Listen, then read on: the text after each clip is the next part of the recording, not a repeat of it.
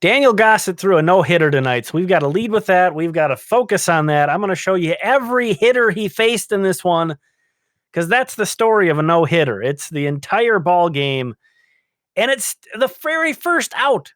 The no-hitter could have very easily been gone. Austin Martin makes a beautiful play, big smile out of him. That's nice to see. A great diving stop into the hole and the throw. So the no-hitter was almost over before it even started. Martin also drew a walk, stole a base, and scored a run in this game, a 3-0 game. So big run. But Gossett, a 29-year-old former big leaguer, he spent parts of a couple seasons in Oakland's rotation. So I think there's maybe some, a jaded view. Somebody who's maybe a little bit negative might say, big whoop, it's a 29-year-old former big leaguer throwing a no-hitter. But as you'll see with the way this game unfolds and the story of the game and the way things finish and his reaction at the end, this was a big deal. This was a big deal. And you're here to see Gossett fielding his position well in the second inning. And there was, with the Martin play, there was another amazing defensive play in this one. We'll see a little bit later. But he was really cruising.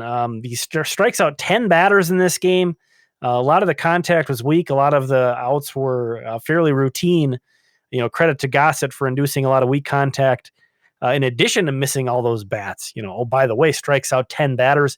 He was also very efficient, blew past the 100 pitch mark, as you could expect for a guy throwing a complete game. It's pretty difficult to not do that when you throw all 9 innings. Just a beautifully positioned Ernie Yake there. The ball line drive goes right at him. And Yake, once again, he's a guy to make a note of just for his slick fielding. Ernie Yake was drafted just last year. Not doing a whole lot with the bat, but him being up in Double-A kind of tells you what they think about him in the field. And once again, some just kind of lazy fly balls from Gossett, again, who's a former big leaguer, 29 years old, and fielding his position very well. And that's kind of the thing with, all these prospects moving up to the Saints. We had Louis Varland move up. Woods Richardson's up there now. Well, somebody's got to move down. And a lot of times guys like this get released instead of moved down. And I think kind of the him sticking around in the organization probably speaks to him as a guy. They knew that he wasn't going to go down and mope around about it and be a problem down in Wichita. And just kind of what they think of him as a pitcher too, all these teams need innings no matter what. And here's Austin Martin. Unfortunately, the perfect game is lost on this play. And Austin Martin error, we saw the good, him making a beautiful play to start the game, but he also makes this error. No harm, no foul, though. Gossett strikes out the next guy, and he really kind of picks it up here in terms of the strikeouts. And you could tell here in the 7th inning is where he kind of starts to get a little tired. But then in the 8th inning, it's like the adrenaline kicks in and just kind of carries him through. You can tell. This was really fun. But yeah, you could see he was really kind of bearing down with 2 strikes and really, really hunting strikeouts as the game got later in not relying on his defense as much. Walks a guy in the 8th inning. So that was his first walk of the game. So no walks through 8 and 2/3 innings. Gets out of that inning with a strikeout. And then here's the top of the 9th inning. Anthony Prato. Pretty much the official Twins prospect of these system recaps because on a nightly basis, he was showing up in big moments for the Cedar Rapids Colonels earlier this year before getting promoted. He hit a 2-run home run in the first inning. So 2-run home run in the first inning to give Gossett some breathing room. Unbelievable catch in the 9th inning. Wow. As you see there, Gossett had cleared the 100 pitch mark here in the top of the 9th. Pop up, and Kyle Schmidt, I haven't mentioned his name yet. I should. This was huge. A huge feather in Kyle Schmidt's cap that he has now caught a no-hitter. A guy who was drafted in the 33rd round. That's not even a round that exists. Love this. He walks the guy spikes his bat like he's cool, and Gossett just totally laughs it off. But he ran into trouble. He had to beg to stay in because he walked that guy with 2 outs in the 9th inning, walks the next guy, and he's begging. One more. Give me one more, guy. I got this. One more. Deep breath. Kyle Schmidt goes out for a long visit, and you see Gossett collect himself. We'll throw it over to Tim Grubbs, the great announcer for the Wind Surge. Pajes will step into the batter's box. The runner going, and the pitch is going to be taken here for a strike. Runs for this Drillers team, a team that leads the Texas League in home runs. And the 0-1 pitch going to be just up high. Fastball missing at 91 miles per hour. So Pajes 0 for 3 in the game. At the plate, the 1-1 pitch taken here for strike 2. No pitcher has thrown a complete game shutout in Wind Surge history, but this one has a little bit more than just that. Here we go, 1-2 pitch from Goose. Swung on, struck him out, he's done it. A complete game shutout, no hitter. Daniel Goose Gossett, the 29-year-old, can celebrate.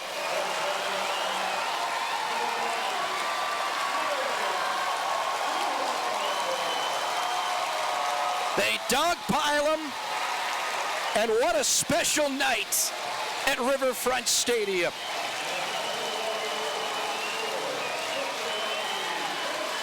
Well, nothing better than the pair of Daniel Gossett and Kyle Schmidt. The battery tonight, pitcher and catcher. They did not allow a base runner until 2 outs in the 6th. A walk in the 8th, 2 walks in the 9th, and Gossett finishes the night with 10 strikeouts, and he gives a big hug to his manager, Ramon Borrego, who gave him the leash and gave him the opportunity to do it here tonight. You don't get too many. What a beautiful thing to have happened. What a privilege. What a privilege it is for all of his teammates to have been able to experience a no-hitter, to be able to be a part of this with Daniel Gossett.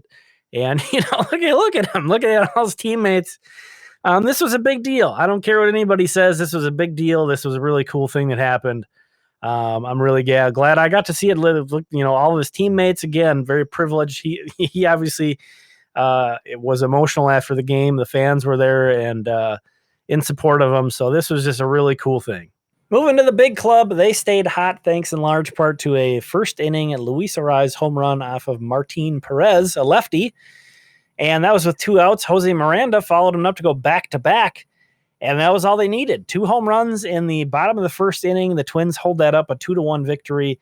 Dylan Bundy only gave up 1 run over 5 1/3 inning, and actually it was a run that was inherited by the bullpen. Thielbar, McGill, Duran, and Lopez finished the job. Jorge Lopez got into a little bit of trouble in the 9th inning, but Max Kepler makes his grab and alertly fires it into second to catch the runner getting too far off. And that ended the game. Twins win. The Saints won 5-3 tonight. Matt Wallner drew 3 walks. Jermaine Palacios had 3 hits. Chris Williams hit his 3rd home run since being called up to the Saints. It's been hot there. Louis Varland made his 2nd start for St. Paul, struck out 7 over 5 2/3 innings, and a very big league experienced bullpen for St. Paul took care of business. Jarrell Cotton, Jake Jewell, who the Twins recently claimed, and Brad Peacock.